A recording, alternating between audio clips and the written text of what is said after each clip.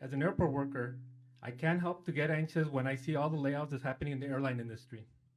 The flights are full, but thousands of employees are being laid off.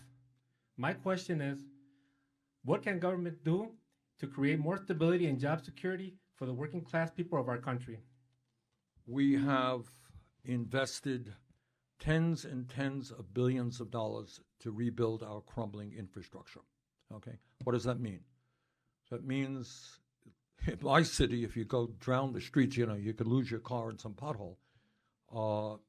You have streets and roads all over this country in need of repair. We have water systems, wastewater plants, airports.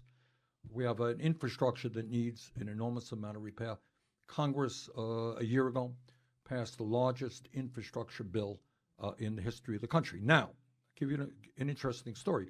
If you talk to my governor of Vermont, and we're a small state, we got $2 billion to rebuild our infrastructure. It's a lot of money. You know what he tells me? He says, Bernie, we don't have the workers to do the work we need.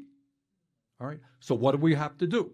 What we have to do, first of all, is make sure that all of these jobs are good-paying union jobs.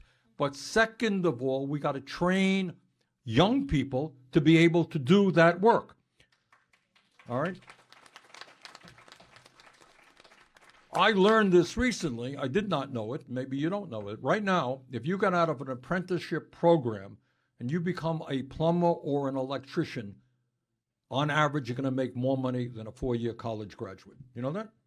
All right. So there's an enormous amount of work to be done in America, rebuilding our infrastructure. We want to address the crisis of climate change. All right. You know what that means? We got to transform our energy system. That means we've got to put solar all over the place. We have to have new types of transportation, new types of agriculture. An enormous amount of work needs to be done.